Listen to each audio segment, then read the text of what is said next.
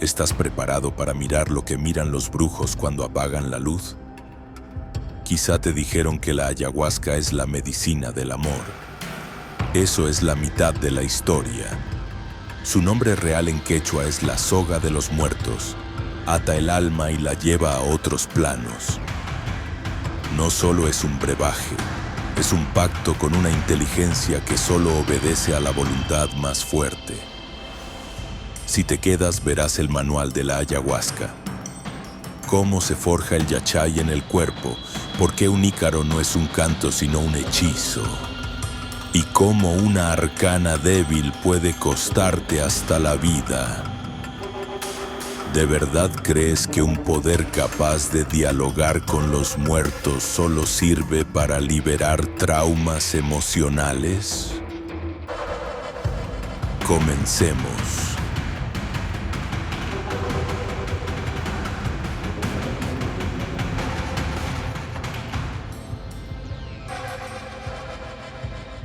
Este es el canal del brujo Efraín Balak.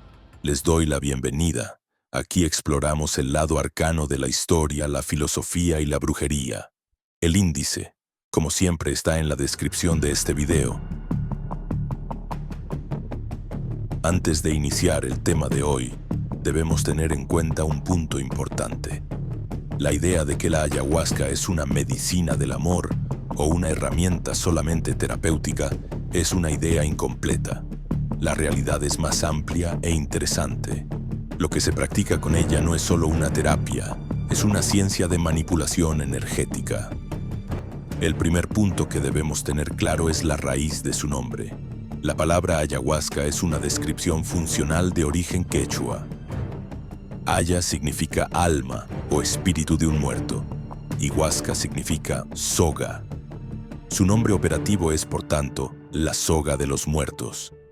Esta es una descripción literal de su función primordial: actuar como vehículo que permite al alma sujetarse mientras viaja a la realidad no ordinaria para obtener conocimiento.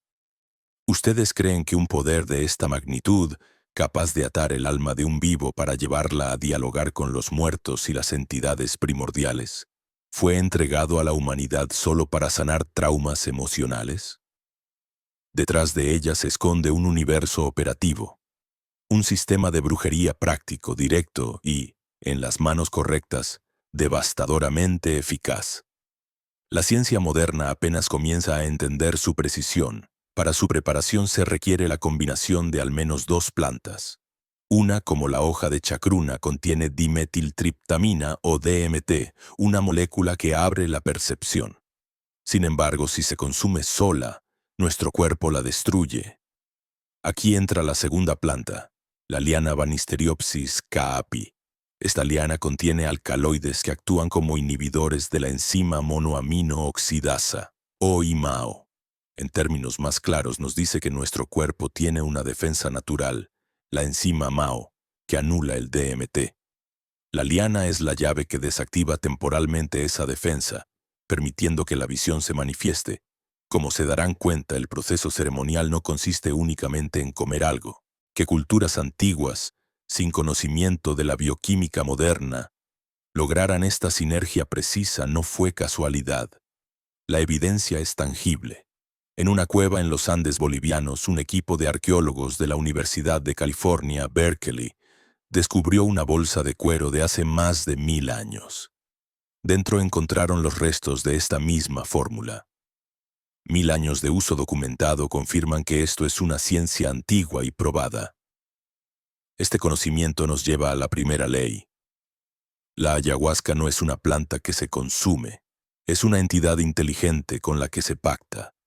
Por tanto, de igual manera que con muchas otras tradiciones mágicas, es neutral. Su única función es potenciar la intención que se le declara. El ritual siempre comienza con la confesión de esta intención. Esta es la principal diferencia entre el onaña, el curandero, y el meraya, el brujo de alto nivel. Usan la misma herramienta. Uno la emplea para diagnosticar y limpiar, el otro para diagnosticar y atacar.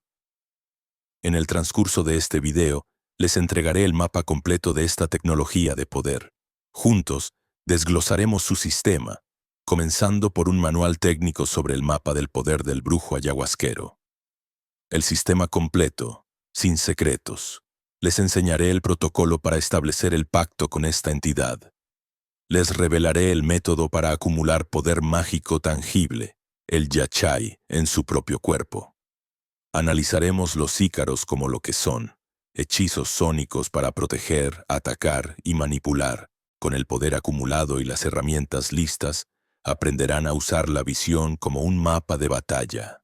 Les mostraré cómo se utiliza para diagnosticar las debilidades de un objetivo y cómo se convierte en un arma para proyectar visiones de terror y fracturar su psique. Estudiaremos la ingeniería de la protección a través de la arcana, el escudo energético que debe dominar para sobrevivir, y la técnica del sellado energético crucial para encapsular un maleficio y evitar que sea removido. Pasaremos a la balística esotérica, la mecánica precisa del virote, el dardo de energía y la soplada con tabaco, el sistema de lanzamiento para dirigir un ataque. Exploraremos la alta hechicería, incluyendo la manipulación de la voluntad ajena con herramientas como los Warmi-Ícaros, y cómo se crean realidades visionarias para controlar a un objetivo. Para entender que esto no es solo teoría, revisaremos casos y anécdotas históricas. Hablaremos de la maldición post-mortem del brujo Santos Vera en Lambayeque, Perú, cuyo poder se activó décadas después de su muerte para destruir a quien profanó su tumba. Una prueba de que el yachai de un maestro perdura. Finalmente, y esto es lo más importante, abordaremos el precio del poder, las leyes del contagio energético, el rebote de un ataque y la autodestrucción que inevitablemente consume al brujo indisciplinado. Lo que están a punto de recibir es el reporte técnico desde el campo de operaciones. Presten atención. La liana del alma, más allá de la planta, un pacto con una entidad de poder. Vamos a aclarar algo fundamental desde el principio. La idea popular de que la ayahuasca es simplemente una planta que cura es una simplificación que roza la desinformación. Esa es la versión turística, empaquetada para el consumo occidental. Pero para quienes la estudian y trabajan en un nivel operativo, esa visión se queda corta. No se trata de beber una infusión botánica. Se trata de establecer un pacto con una inteligencia no humana. Para entender esto hay que empezar por el nombre. La palabra ayahuasca no es una metáfora poética. Según la tradición quechua, es una descripción técnica. Aya significa alma o espíritu de un muerto, y huasca significa soga o cuerda. Por lo tanto, su nombre funcional es la soga de los muertos. Su propósito, según esta visión, es actuar como un nexo, una cuerda que permite al alma viajar a otros planos, interactuar con sus habitantes y regresar con conocimiento aplicable. Los manuales de instrucciones originales de esta práctica no están escritos en papel, sino en mitos. Las cosmogonías de pueblos como los Shipibo Conibo del Perú no hablan de un herbolario afortunado. Relatan una transferencia de poder. Cuentan que el conocimiento fue entregado a los humanos por una entidad primordial, a menudo la serpiente cósmica, a la que a veces se refieren como Ronin. En estas historias, el primer chamán no descubre la fórmula, sino que debe pasar por una iniciación. Ser devorado simbólicamente por este ser. Solo después de experimentar esa disolución, esa muerte ritual y ser regurgitado, renace con el secreto del brebaje. Estos hechos tienen una repercusión directa y física en la ceremonia. La purga, ese vómito violento que muchos consideran un simple efecto secundario, es interpretado por los tradicionalistas como la recreación de esa regurgitación mítica. Es el cuerpo expulsando el viejo yo para hacer espacio a la nueva conciencia y al conocimiento que la entidad está transfiriendo. Es la primera señal de que el pacto se ha activado. Si se acepta que se está tratando con una inteligencia, entonces la comunicación se vuelve la clave de toda la operación.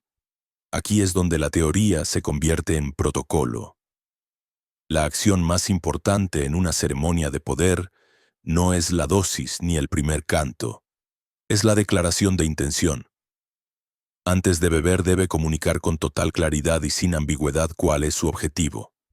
No es un deseo vago, es un comando específico. Vengo para que me muestres el origen de la enfermedad que aflige a esta persona. O bien, vengo para que me reveles la fisura en el escudo de mi adversario. La ayahuasca actúa como un espejo de aumento. No crea la imagen, solo la refleja y la magnifica con una fidelidad absoluta. Esta es la razón por la que la misma herramienta puede tener resultados tan distintos. Un onanya, es decir, el curandero o especialista en sanación shipibo, se acerca con una intención de diagnóstico y restauración. En respuesta, la entidad le mostrará la naturaleza de una dolencia y cómo limpiarla. En cambio, un meraya, el brujo o chamán de un nivel superior, cuyo poder abarca tanto la creación como la destrucción, puede acercarse con una intención de combate. A él, la entidad le mostrará los miedos de su oponente, las debilidades de su voluntad, la estructura de su mente para poder manipularla. El brebaje es el mismo. El resultado depende del comando. La historia y la arqueología respaldan la antigüedad de esta práctica. No es una moda reciente. En una cueva en los Andes de Bolivia, un equipo de arqueólogos descubrió una bolsa de chamán hecha con hocicos de zorro. La datación por radiocarbono la situó con una antigüedad de unos 1000 años. Dentro no solo encontraron parafernalia ritual, sino también los restos químicos de la combinación exacta de plantas. Banisteriopsis caapi, la liana, y Psychotria viridis, la fuente de DMT. 1000 años de uso probado confirman que esto es una ciencia antigua, no una invención hippie.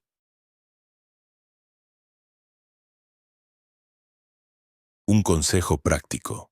Antes de cualquier operación de este tipo, siempre purifico el espacio con humo de tabaco, mapacho. Este limpia el ruido ambiental y ayuda a que la intención se transmita sin interferencias. Así, la responsabilidad del viaje recae por completo en el operador. Según esta lógica, no existen las malas experiencias accidentales. Solo existen intenciones mal formuladas, voluntades débiles o la intervención deliberada de un operador más fuerte. Si en la visión aparece el horror, o bien la entidad te está mostrando una oscuridad que ya reside en ti para que la enfrentes, o estás bajo el ataque de otro brujo. Entender esto es la llave maestra. No se está consumiendo una planta, se está entrando en un pacto con un poder primordial. Y en cualquier pacto, los términos los dicta quien tiene la voluntad más fuerte. Una vez que se entiende esto, la siguiente pregunta es lógica. ¿Cómo se usa este pacto para acumular poder real y tangible en el propio cuerpo? De eso precisamente hablaremos a continuación. Vamos a hacer un breve paréntesis para comentarte.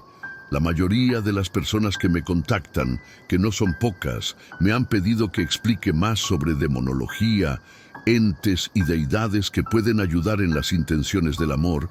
Es por esa razón que me he tomado la molestia de crear la guía más completa que podrás encontrar sobre entes y demonios del amor. Incluye el sigilo correspondiente por cada uno y la forma de invocación para que pueda ayudarte. Es una guía muy completa. Este material lo dejo en un enlace en la descripción. Por otro lado, si te interesa profundizar más en la magia negra, tenemos un grupo privado donde está, por así decirlo, mi aquelarre de aprendices. Ahí conversamos y debatimos temas más profundos de la brujería. Las plazas son limitadas. El enlace también está en la descripción.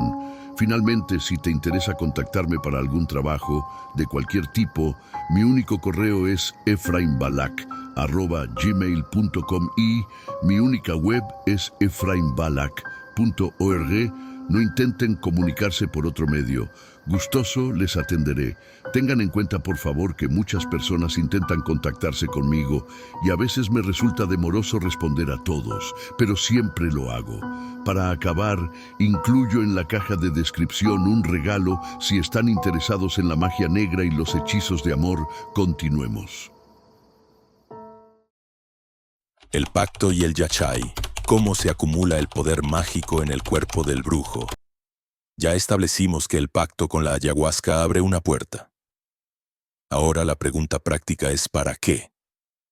Las visiones por sí solas son como mapas de tesoros sin barcos ni palas para llegar a ellos.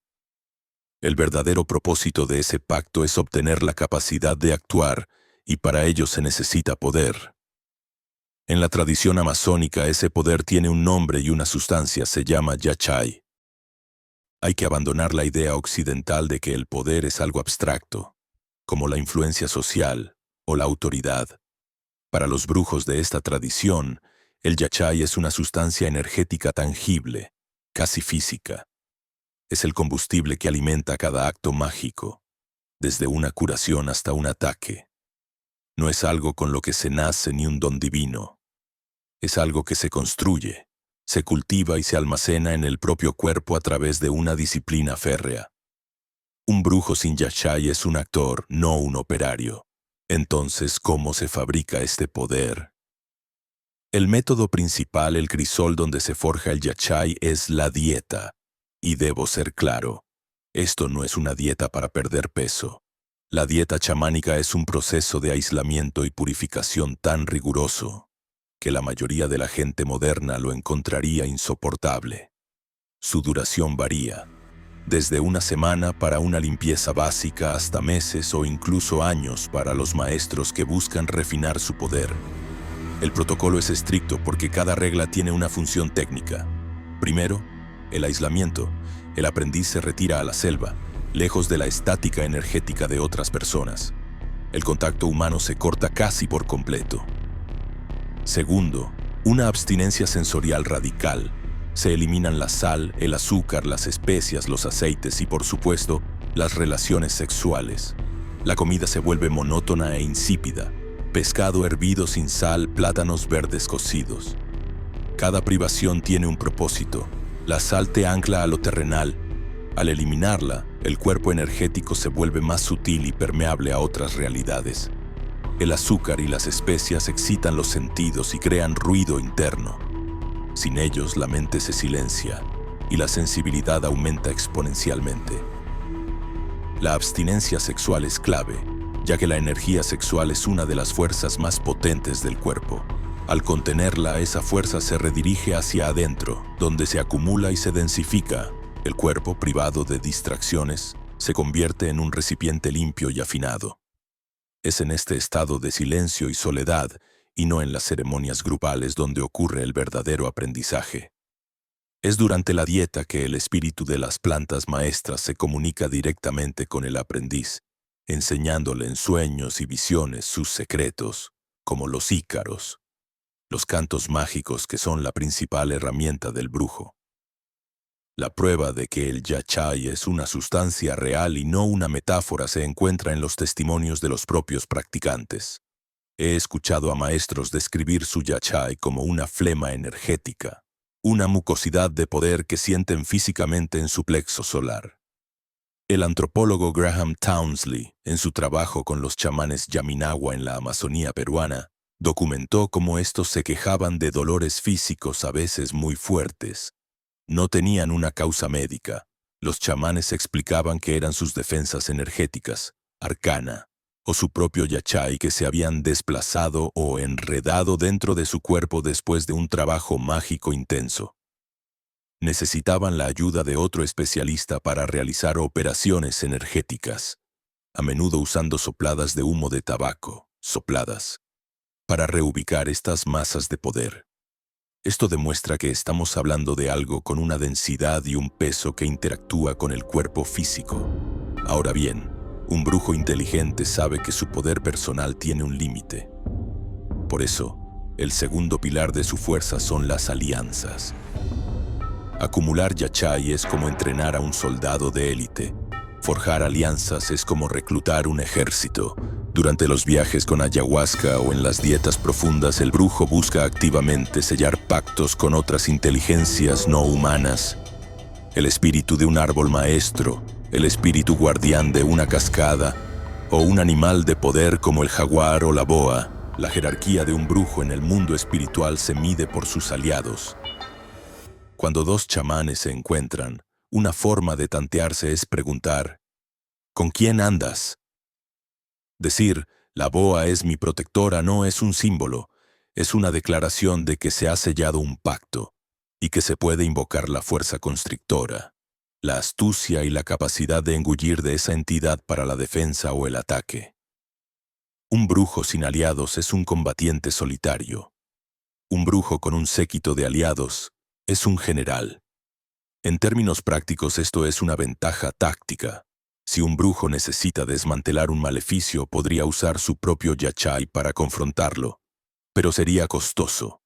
En su lugar puede invocar a un aliado cuyo poder sea específico para esa tarea, como un espíritu que devora energías negativas, dirigiendo la operación desde una posición de mando y conservando su fuerza personal. Un consejo práctico. Antes de iniciar una dieta, por corta que sea, es fundamental hacer una pequeña ofrenda al lugar como tabaco o agua de Florida. Es un gesto de respeto que le comunica a los espíritus guardianes del sitio que vienes en son de paz a aprender y no a robar poder. Así el poder operativo de un brujo se sostiene sobre dos pilares: el yachai personal, forjado en la disciplina de la dieta, y el poder prestado de sus aliados espirituales. El pacto con la ayahuasca es la puerta que permite el acceso a ambos mundos. Con este poder acumulado, el brujo ya no es un mero espectador de visiones, se convierte en un arquitecto. El siguiente paso es aprender a manejar las herramientas para proyectar ese poder. El grimorio vibracional, los ícaros como tecnología de comando y manipulación energética. Ya entendimos cómo se acumula el poder personal, el yachai. Ahora la pregunta es, ¿cómo se usa? ¿Cómo se dirige esa fuerza acumulada para que cumpla un objetivo específico?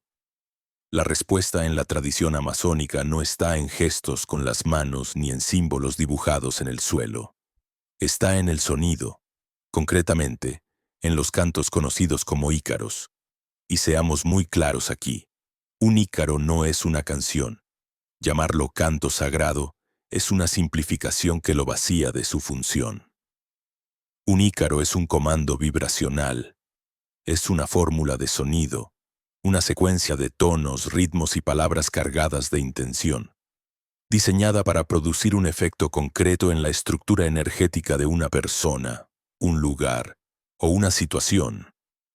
Imagínalo más como una llave maestra que abre una cerradura específica, que como una melodía para ambientar. Una de las pruebas más claras de su naturaleza es su origen. Los chamanes de linaje insisten en que ellos no componen sus ícaros más potentes. No se sientan a buscar una rima o una melodía agradable. Afirman que los ícaros son recibidos directamente de inteligencias no humanas, principalmente de los espíritus de las plantas con las que pactan durante las dietas de aislamiento.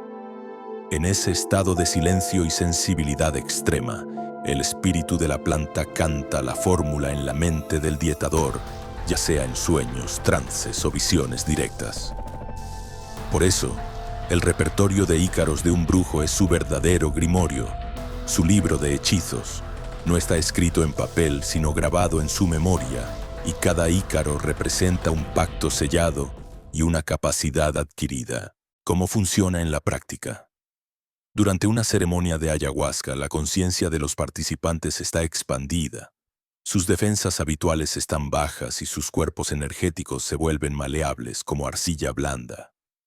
En ese estado, la vibración del ícaro que canta el brujo no es solo escuchada por los oídos. Es absorbida directamente por todo su campo energético. El brujo al cantar no está simplemente haciendo música, está canalizando su propio yachai y el poder de sus aliados, y le está dando forma a esa energía a través de la estructura del ícaro. La vibración del canto actúa como un vehículo que transporta una instrucción. Esa instrucción puede ser limpiar, proteger, cortar un lazo, atraer o expulsar. La energía del receptor, al estar en un estado fluido, obedece y se reorganiza según el patrón que el ícaro le impone. Un brujo experimentado posee un arsenal de ícaros y sabe con la precisión de un cirujano cuál usar en cada momento. No son intercambiables. Existe una clasificación táctica muy clara. Primero, y el más importante, es el ícaro de arcana, el canto de protección. Es la primera acción en cualquier ritual serio. Antes de abrir una puerta a otros planos, se deben levantar los muros. Un ícaro de arcana crea un escudo de energía alrededor del espacio y de los participantes, funcionando como un círculo mágico que repele influencias hostiles. Iniciar un trabajo sin una arcana fuerte es una negligencia temeraria. Un consejo práctico: siempre que realices un ritual, por simple que sea, consagra el espacio con un canto de protección, aunque sea una fórmula sencilla que tú mismo hayas creado y cargado con esa intención. Luego están los ícaros de limpieza y purga. Sus ritmos suelen ser intensos y repetitivos. Están diseñados para sacudir y desprender las cargas energéticas adheridas a una persona, a menudo culminando en la purga física, el vómito, que en este contexto se entiende como el vehículo para expulsar esa energía densa fuera del cuerpo. En el ámbito del combate, encontramos los ícaros de batalla y contrabrujería, a veces llamados shitana. Un shitana es un canto diseñado específicamente para neutralizar un ataque mágico o devolverlo a su origen. Si un brujo diagnostica que alguien está bajo un ataque, usará un shitana para cortar el maleficio o para invocar a un aliado espiritual guerrero que se encargue de la amenaza.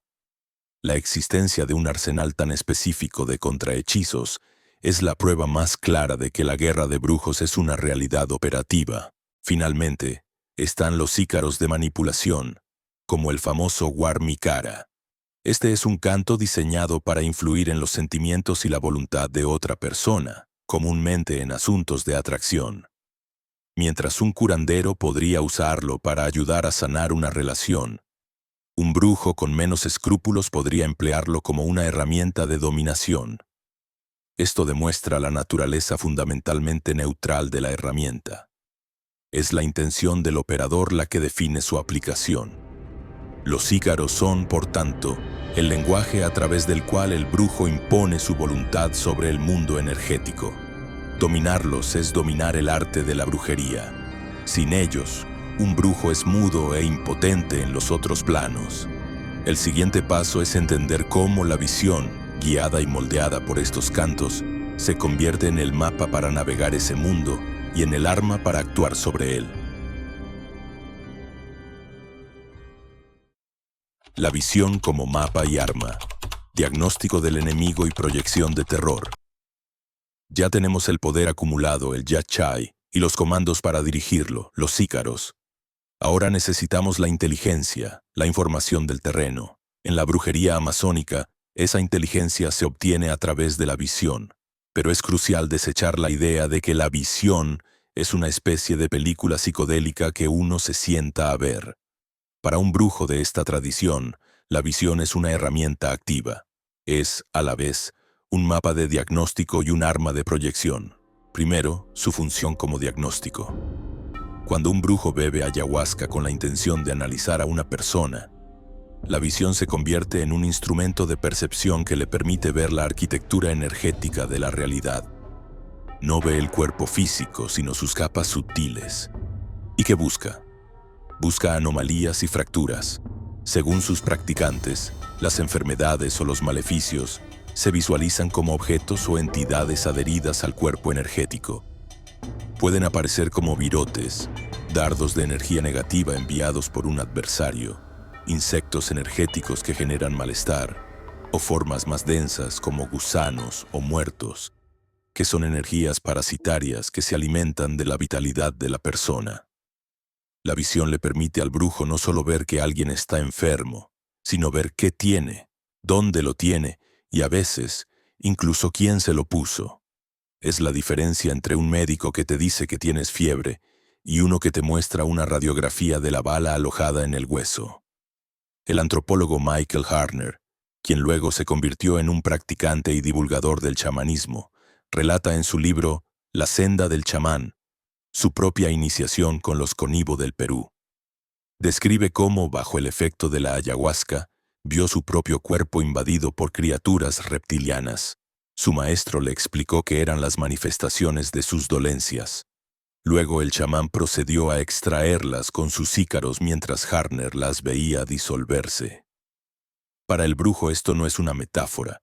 La visión es el plano operativo donde esas entidades son tan reales como un virus bajo un microscopio. Aquí es donde el poder se vuelve formidable, porque un maestro experimentado no es un mero espectador de sus visiones. Es el director de escena. Como advierten los chamanes más ancianos, el viaje con ayahuasca es manipulable. Un brujo con suficiente yachai y dominio de los ícaros puede estabilizar, cambiar y dirigir el flujo visionario, no solo el suyo, sino también el de otros. El ritmo y la tonalidad del ícaro son la clave. Un canto rápido puede inducir visiones de combate. Un canto lento y armónico puede llevar a paisajes de paz. La respiración del brujo, sincronizada con el canto, actúa como un timón que dirige la conciencia a través del océano de la visión. Los registros etnográficos de la Amazonía están llenos de relatos de personas que, durante una sesión, se quedan paralizadas, duras, con los ojos desorbitados, gritando que ven muchos muertos. En varios de estos relatos, el chamán que dirige la ceremonia no interviene para calmar a la persona, sino que mantiene la presión con su canto, observando fríamente. Solo cuando el individuo está al borde del colapso, el chamán cambia el ícaro para cerrar la visión. Lo que un observador inexperto podría ver como una crisis curativa, es interpretado por otros practicantes como una demostración de poder, un ataque psíquico controlado para forzar la rendición del espíritu del objetivo. Un consejo práctico. Después de un trabajo intenso, ya sea de diagnóstico o de combate, es crucial anclarse de nuevo a la realidad física. Tocar la tierra con los pies descalzos o comer algo salado ayuda a que la conciencia regrese y se asiente por completo en el cuerpo. Por lo tanto, la visión no es un espectáculo.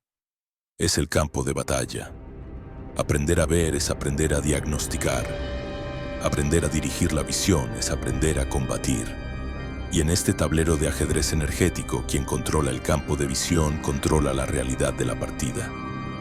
Esto nos lleva a la siguiente pregunta lógica y a una cuestión de pura supervivencia. Si tales ataques son posibles, ¿cómo se defiende uno? Es hora de hablar de la construcción de fortalezas. La arcana y el sellado energético, el arte de la protección y el blindaje del brujo. Ya hemos visto que el ataque psíquico y la guerra de brujos son realidades operativas en la tradición amazónica. Esto nos lleva a una pregunta de pura supervivencia. Si el ataque es posible, ¿cómo se defiende uno? La respuesta es la ciencia de la protección, un arte tan preciso y vital como el del ataque. La principal herramienta de esta ciencia defensiva se conoce como la arcana. Hay que entender que la arcana no es un simple escudo que se invoca en el último segundo, es más parecido a una armadura y a una fortaleza energética que se construye, se refuerza y se mantiene a lo largo de toda la vida del practicante. Es la primera y más importante inversión de poder que un brujo debe hacer. En esencia, la arcana es una estructura de energía protectora, tejida con el propio yachai del brujo, solidificada con el poder de sus aliados espirituales y activada mediante ícaros de protección específicos. El primer nivel de defensa es la arcana ceremonial. Antes de iniciar cualquier ritual, el brujo debe cantar su arcana. Esto significa que entona un ícaro de protección con la intención de proyectar su energía y crear una cúpula de poder alrededor de todo el espacio ceremonial. Esta cúpula funciona como un filtro selectivo. Impide la entrada de entidades parasitarias o energías caóticas del entorno y repele ataques directos de otros brujos. Es el equivalente a trazar un círculo mágico en otras tradiciones o a sellar un templo antes de una ceremonia. Un maestro me lo describió una vez con una analogía simple. Primero bajas la reja de acero y solo después abres la caja registradora. Es el procedimiento de seguridad estándar y omitirlo es una imprudencia. Sin embargo, la arcana ceremonial es temporal. La verdadera maestría consiste en construir una arcana personal permanente. Esta no se canta solo para la ceremonia, se lleva puesta como una segunda piel, 24 horas al día. Esta armadura energética se forja a lo largo de años de dietas rigurosas, disciplina mental y pactos con aliados de naturaleza protectora. Por ejemplo, un brujo que ha dietado extensamente con una planta maestra conocida por su energía defensiva, como el ajo sacha, integra la esencia protectora de esa planta en su propio campo energético. Si ha sellado un pacto con un animal de poder como la boa, puede tener a ese aliado envuelto energéticamente a su alrededor de forma constante, actuando como un guardián silencioso. Esta arcana personal es lo que le permite a un brujo moverse por entornos hostiles sin ser afectado, resistir ataques psíquicos incluso mientras duerme y, de manera crucial, trabajar con las energías densas de sus pacientes sin contaminarse. El antropólogo Michael Taussig, en su libro Chamanismo, Colonialismo y el Hombre Salvaje, describe cómo los chamanes del Putumayo en Colombia se perciben a sí mismos en un estado de constante alerta defensiva, reforzando sus protecciones a diario. Esto no es paranoia, es higiene y seguridad profesional. Construir la fortaleza es un paso.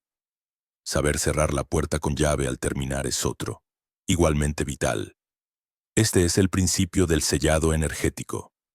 Todo trabajo mágico, sea de sanación o de ataque, implica abrir portales y movilizar fuerzas. Dejar esos portales abiertos al final de una sesión es una negligencia grave. Por eso, al final de cada ceremonia, un brujo responsable entona ícaros de cierre.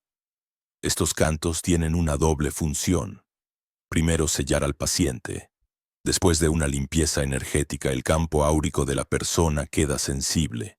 El ícaro de cierre actúa como un vendaje energético que cierra las heridas por donde se extrajo la energía negativa y sella el trabajo de sanación dentro del cuerpo del paciente, para que la energía curativa no se disipe y para protegerlo de nuevas intrusiones.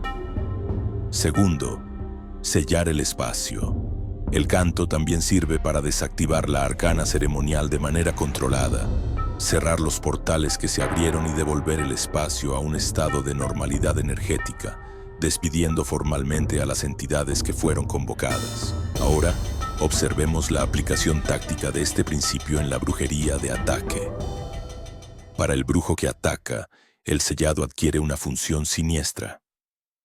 Después de proyectar un virote en su objetivo, puede utilizar un ícaro de cierre no para sanar, sino para encapsular el daño. Con su canto, crea una capa energética alrededor de la energía dañina que ha implantado, sellándola dentro del campo energético de su víctima. Esto hace que el maleficio sea mucho más difícil de detectar y de extraer para otro curandero, ya que está encapsulado, como un veneno contenido en una cápsula de liberación lenta. He escuchado relatos de curanderos que, al diagnosticar a un paciente en la visión, veían el dardo energético del ataque, pero se encontraban con que estaba rodeado por una especie de red o coraza que impedía su extracción directa. En esos casos, se necesitaban varias ceremonias solo para romper ese sello con ícaros de corte muy específicos. Solo una vez que el sello era destruido, la extracción del daño se volvía posible. El atacante no solo había disparado la flecha, se había asegurado de cerrar la herida por fuera para que el veneno actuara por dentro. Un consejo práctico. Para reforzar tu propia defensa energética en el día a día, puedes usar un perfume protector como el agua de Florida o palo santo. Antes de salir de casa, rocía un poco en tu nuca y en tus muñecas con la intención clara de sellar tu campo energético. Por lo tanto, la defensa no es un acto pasivo, sino un arte activo que exige la misma disciplina y poder que el ataque. La arcana es la armadura. El sellado es la disciplina de saber cuándo abrir y sobre todo cuándo cerrar las puertas del poder. Sin un dominio de la defensa, cualquier practicante es un peligro para sí mismo. Esto nos lleva al siguiente punto, el arte de proyectar el poder de forma directa y, si es necesario, letal. Tengo que recordarte que si necesitas contactarme por algún motivo, solamente tengo un correo y una web oficial. No hagas caso a ningún otro, por favor. Asimismo, ten en cuenta que la guía definitiva de los entes para el amor, el enlace a nuestro canal de aprendizaje y el regalo que les prometí está en la caja de descripción. El virote y la soplada, la proyección del daño y la guerra espiritual. Ya hemos acumulado poder, aprendido a dirigirlo y a defendernos. Ahora llegamos al acto de proyectar ese poder de forma directa y concentrada. Entramos en la balística de la brujería amazónica. La forma más notoria de ataque directo en este sistema es el lanzamiento de un virote. Seamos claros, un virote no es un mal deseo o una energía negativa abstracta. En la terminología del brujo, un virote es un proyectil energético. Es una masa de yachai, el poder acumulado del brujo, que ha sido condensada, moldeada con una intención específica de daño y lanzada hacia un objetivo. Se le llama dardo o flecha, porque así es como a menudo se percibe en la visión, como un objeto afilado y penetrante que se clava en el cuerpo energético de la víctima. La creación de un virote es un acto de pura voluntad. El brujo reúne su yachai, moldea esa energía con la punta del daño que quiere causar, enfermedad, confusión, mala suerte, y deja el proyectil cargado, listo para ser disparado. ¿Cómo se dispara este proyectil? El método más común es la soplada, usando como vehículo el mapacho, el tabaco sagrado del Amazonas. El mapacho, Nicotiana rústica, es una variedad con un contenido de nicotina hasta 20 veces mayor que el tabaco comercial y es considerado una planta maestra por derecho propio. Para el brujo, su humo es un conductor de energía. El mecanismo es el siguiente. El brujo toma una bocanada profunda del humo del mapacho y proyecta su intención y el virote que ha creado hacia ese humo, cargándolo con el maleficio. Utilizando la visión de la ayahuasca, localiza el punto débil en el cuerpo energético de su objetivo. Un órgano, un centro energético o una fisura en su aura. Con una exhalación brusca y enfocada, sopla el humo cargado hacia el objetivo. El humo transporta el virote a su destino. ¿Qué sucede cuando un virote impacta? La energía del dardo bloquea el flujo normal de energía en la zona afectada. Con el tiempo, este bloqueo se manifiesta en el plano físico. Es lo que la medicina occidental llamaría una enfermedad psicosomática, pero desde la perspectiva del brujo, su origen no es la mente del paciente, sino un ataque externo. Un virote en la garganta puede manifestarse como afonía crónica, uno en el estómago, como úlceras intratables, uno en la cabeza, como migrañas constantes. La característica principal de una enfermedad puesta es que no responde a la medicina convencional. El paciente puede hacerse todo tipo de pruebas con resultados normales, pero los síntomas persistirán. Esto se debe a que la raíz del problema no está en el cuerpo físico, sino en el energético, un plano que la medicina moderna no reconoce. El jesuita francés P. José de Chantre y Herrera, en su Historia de las Misiones de la Compañía de Jesús en el Marañón Español, siglo XVIII, ya describía cómo los hechiceros de la región eran capaces de causar enfermedades a distancia que los médicos europeos no podían explicar ni curar, y que solo otros hechiceros podían revertir. Esto no es un fenómeno nuevo, es una técnica de combate documentada desde hace siglos. El lanzamiento de virotes es el acto central de la guerra espiritual. Cuando dos brujos se enfrentan, a menudo lo hacen en una ceremonia de ayahuasca. La sesión se convierte en un duelo. Primero ambos cantan sus arcanas para levantar sus escudos. Luego, intentan penetrar las defensas del otro con ícaros de batalla. Al mismo tiempo se escanean mutuamente con la visión. El primero que encuentra una debilidad, lanza su virote. El otro debe ser lo suficientemente rápido para detectarlo y desviarlo con un soplo protector, o para atraparlo antes de que impacte. Si el virote impacta, el brujo herido debe iniciar inmediatamente un trabajo de extracción sobre sí mismo para expulsar el dardo antes de que se asiente. Es un ajedrez letal y de alta velocidad que se juega en el plano de la conciencia. Un consejo práctico. Si alguna vez sientes una punzada repentina y sin causa aparente en alguna parte de tu cuerpo, especialmente en un entorno energéticamente cargado, no lo ignores.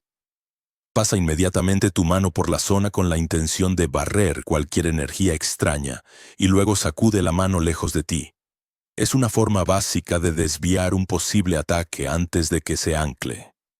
Entender la mecánica del virote y la soplada es entender que la brujería, en su nivel más alto, no es un juego de sugestión. Es un arte marcial energético con técnicas ofensivas, proyectiles y consecuencias muy reales. Y como en cualquier arte marcial, la maestría no reside solo en saber golpear, sino en saber cuándo, dónde y por qué.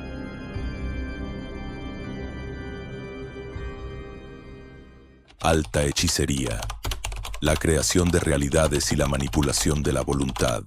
Warmi Ícaros. Hasta ahora, hemos hablado de la brujería en términos de combate. El virote como un proyectil. La arcana como un escudo. Esa es la táctica del soldado. Pero la alta hechicería trasciende el campo de batalla. Es el arte del estratega, del espía y del rey. Su objetivo no es romper la voluntad del enemigo, sino reescribirla. No se trata de atacar su realidad, sino de reemplazarla por una de tu propia creación. Este dominio se basa en dos pilares: la creación de realidades visionarias y la infección de la voluntad ajena. Primero, la creación de reinos. Ya vimos cómo un brujo puede proyectar una imagen de terror en la mente de su oponente. La alta hechicería lleva esto a un nivel superior. Un maestro brujo no se limita a proyectar una sola imagen. Utilizando ícaros de inducción, cantos con una estructura melódica mucho más compleja y envolvente, es capaz de construir un entorno visionario completo. No proyecta un monstruo, construye la mazmorra entera a su alrededor. El objetivo de esta técnica es aislar la conciencia del objetivo. Al sumergirlo en un reino mental fabricado, un laberinto sin salida, un desierto infinito, una sala de espejos que reflejan sus peores miedos, el brujo lo arranca de la realidad compartida de la ceremonia y lo aprisiona en un mundo donde su voluntad es la única ley. Dentro de esa construcción, el objetivo es completamente vulnerable. Su percepción de la realidad ha sido secuestrada. El segundo pilar es la manipulación directa de la voluntad, y su herramienta más famosa es el Warmi Ícaro. La traducción popular es hechizo de amor, pero esta es una simplificación romántica. Desde la perspectiva operativa del brujo, el Warmi Ícaro no es un acto de romanticismo, es un acto de coerción psíquica. Su función es influir y redirigir el deseo o la voluntad de una persona para cumplir un objetivo. El mecanismo no es una orden directa, sino algo mucho más sutil. El Warmi Ícaro no es un martillo que rompe la puerta. Es una gota de tinta en un vaso de agua que lentamente tiñe todo el contenido. El brujo, a través de este canto, no le ordena a la persona «ámame» o «haz esto». Lo que hace es plantar una semilla energética en su campo áurico. Esta semilla contiene la esencia de la idea o el deseo que se quiere implantar. Por ejemplo, en lugar de forzar a un rival de negocios a la quiebra, un brujo podría usar un Warmi Ícaro para implantarle la semilla de un deseo irrefrenable de vender su empresa e irse a vivir al campo. Durante días o semanas, esa semilla es regada por la propia energía del objetivo, hasta que la idea florece en su mente y él la percibe como si fuera suya, como una epifanía genuina. He decidido que estoy cansado de esta vida, lo venderé todo. No se siente forzado, se siente liberado por una decisión que cree propia. Este es el pináculo de la manipulación, hacer que el objetivo ejecute tu voluntad creyendo que está siguiendo la suya. La efectividad de estos ícaros es una de las razones por las que la brujería de amor, conocida en la región como Pusanga, es tan temida en las comunidades amazónicas, como han documentado numerosos etnógrafos, no por el amor, sino por la anulación de la voluntad que implica.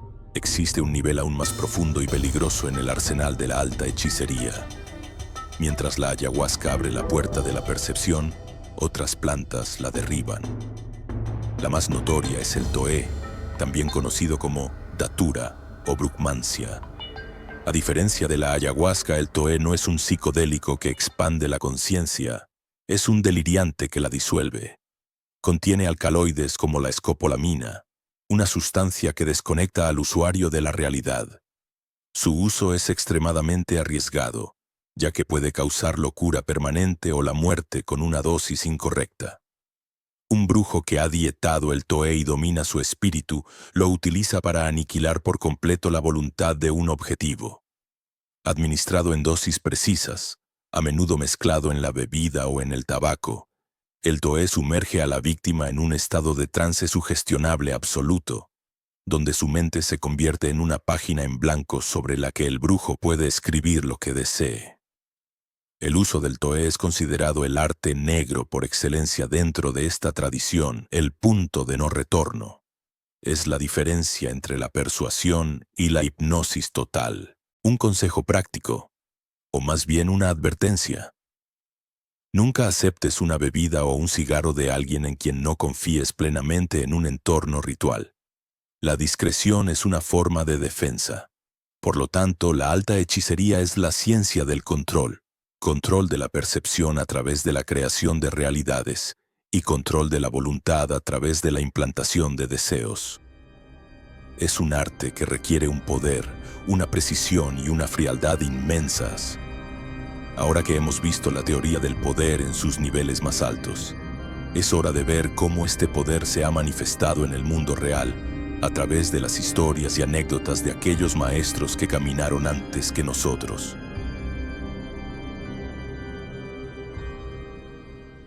Ecos del poder, anécdotas de maestros, batallas místicas y transformaciones radicales. La teoría de la brujería con sus virotes, arcanas y pactos puede sonar abstracta, pero este poder no existe en el vacío. Deja un rastro de consecuencias muy reales en el mundo físico. Las historias de los maestros, las crónicas de sus batallas y los testimonios de quienes han experimentado su poder son el expediente. La prueba de que no estamos hablando de creencias, sino de una ciencia operativa con resultados verificables. Comencemos con una de las historias más contundentes sobre la perdurabilidad del poder de un brujo. En la región de Lambayeque, en la costa norte de Perú, existió un maestro curandero y brujo legendario llamado Santos Vera. Su fama era tal que, incluso décadas después de su muerte, su tumba era un lugar de peregrinación. Según la tradición oral, documentada por investigadores locales, un brujo rival, consumido por la envidia, cometió el acto supremo de profanación. Saqueó la tumba de Santos Vera y robó su cráneo, creyendo que así podría apropiarse de su yachay. Lo que sucedió después es una lección sobre las leyes del poder. El ladrón no se volvió más poderoso. Por el contrario, su vida se desmoronó. Se convirtió en un alcohólico, perdió la razón y murió en la miseria. Para los practicantes de la región, la explicación es simple. El robo fue un ataque directo a la arcana ancestral del maestro y activó una maldición automática. El yachay de un brujo de ese calibre no desaparece con la muerte, permanece anclado a sus restos y a su linaje. La energía robada, al no poder ser controlada por un recipiente inferior, se volvió contra el ladrón y lo consumió desde adentro. La historia de Santos Vera es un claro caso de estudio sobre la justicia energética. El uso del poder chamánico no se limita a duelos individuales. A lo largo de la historia ha sido empleado como una herramienta de guerra. Uno de los ejemplos más famosos fuera de la Amazonía, pero que ilustra el mismo principio, es el de Goya Ahue, más conocido como Jerónimo, el legendario líder de los apaches Bedonkohe. Jerónimo no era solo un guerrero formidable, era un Dijin, un chamán con un inmenso poder. Los relatos históricos, tanto de los propios apaches como de los soldados estadounidenses y mexicanos que lo persiguieron, están llenos de referencias a sus habilidades sobrenaturales. Se decía que podía ver los movimientos de las tropas enemigas a kilómetros de distancia, que podía hacer llover para borrar sus huellas y que era inmune a las balas. Durante su última campaña de resistencia, 1885-1886, un puñado de guerreros apaches liderados por él evadió a más de 5.000 soldados estadounidenses y miles de milicianos mexicanos durante meses, moviéndose por un terreno implacable de una manera que parecía desafiar la lógica. El general Nelson Miles, el hombre que finalmente consiguió su rendición, admitió en sus memorias que luchaban contra un hombre que parecía tener poderes misteriosos. Para Jerónimo y su gente no había misterio. Usaba su poder de visión para anticipar emboscadas y su poder de influencia sobre el clima para cubrir su retirada. Esto demuestra que la brujería en su nivel más alto no es diferente de la estrategia militar. Se trata de obtener inteligencia superior y manipular el terreno a tu favor. Los ecos de este poder resuenan también en testimonios modernos. Músicos como Sting o Paul Simon han hablado de sus experiencias con la ayahuasca en términos cósmicos, sintiéndose conectados con el universo o escuchando voces espirituales, lo que demuestra la capacidad de la planta para abrir la percepción a otras realidades. Pero hay otros testimonios que revelan el lado más operativo. La actriz Lindsay Lohan, por ejemplo, declaró públicamente que su experiencia con ayahuasca le cambió la vida, pero su descripción es reveladora.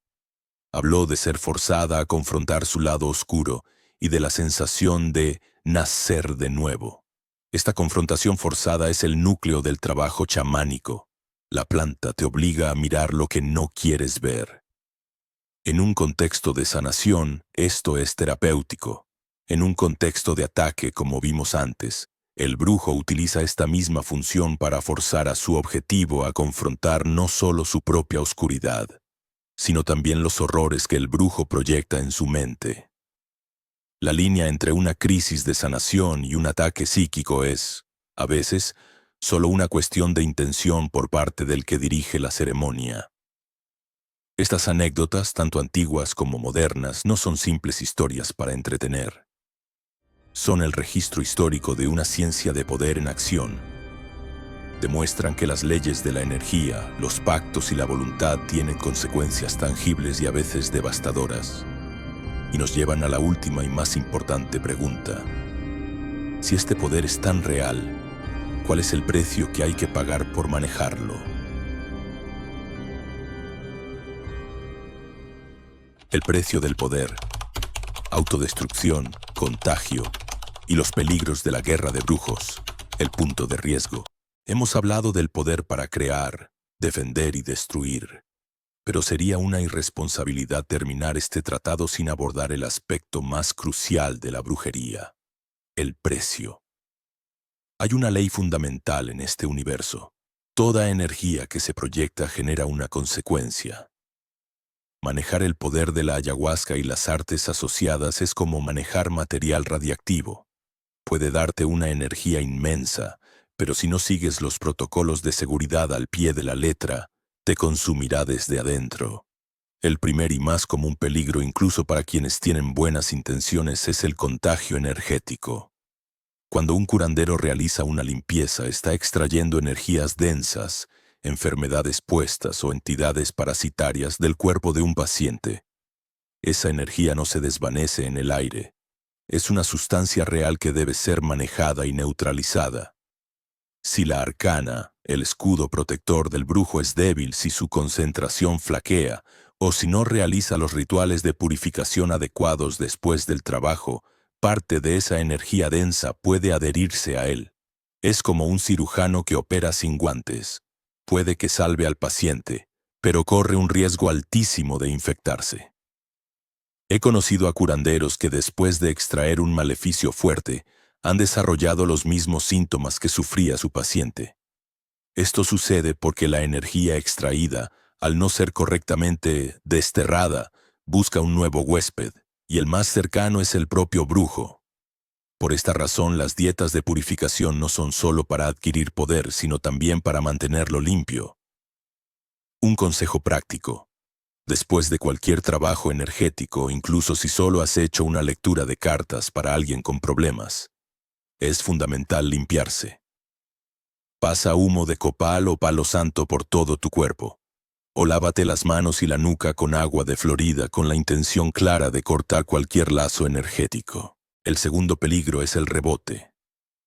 Cuando un brujo lanza un virote o un ataque, está enviando una intención de daño concentrada.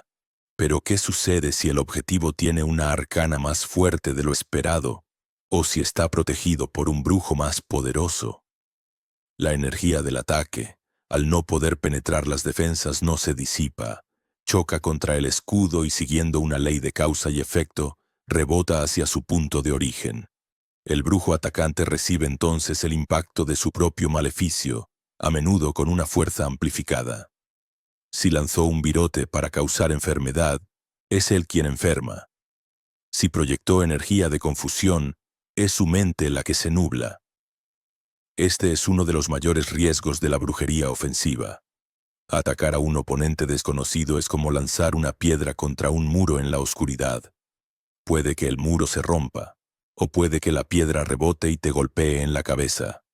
El peligro final, y el más insidioso, es la autodestrucción. El manejo constante de energías de combate y de control tiene un efecto corrosivo sobre el alma del practicante si no se equilibra con una disciplina de hierro. El poder, especialmente el poder oscuro, es adictivo. El ego se infla. El brujo puede empezar a sentirse un dios, a creer que está por encima de las leyes que gobiernan a los demás. Este es el principio del fin. La historia de la brujería está llena de relatos de grandes maestros que en la cima de su poder cayeron en la locura, la paranoia o la enfermedad. Como vimos en la historia del ladrón del cráneo de Santos Vera, el poder que no se puede controlar consume al portador. Un brujo que rompe los pactos con sus aliados, que utiliza su poder para fines triviales o que se deja consumir por sus propias pasiones, comienza a pudrirse energéticamente desde adentro. Su yachai se contamina, sus defensas se debilitan y finalmente se convierte en víctima de las mismas fuerzas que una vez comandó. El antropólogo peruano Luis Eduardo Luna, uno de los mayores expertos académicos en chamanismo amazónico, ha entrevistado a numerosos chamanes que hablan de este camino oscuro.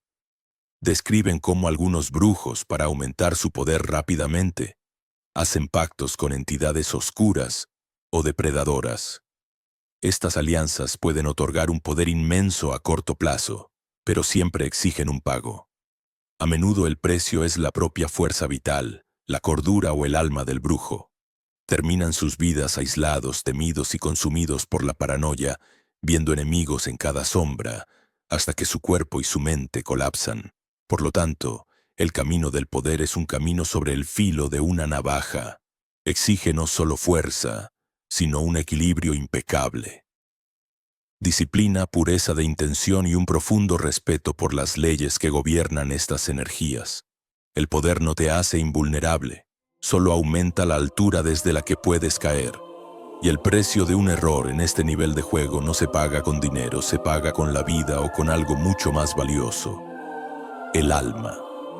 Este es el conocimiento final, la advertencia que debe sellar todo lo que hemos aprendido. No olvides que este es el canal de Efraín Balak.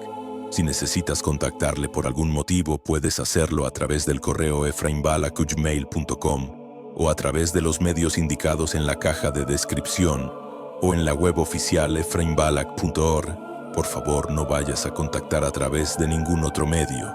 Hay muchos suplantadores, hay que cuidarse de ellos.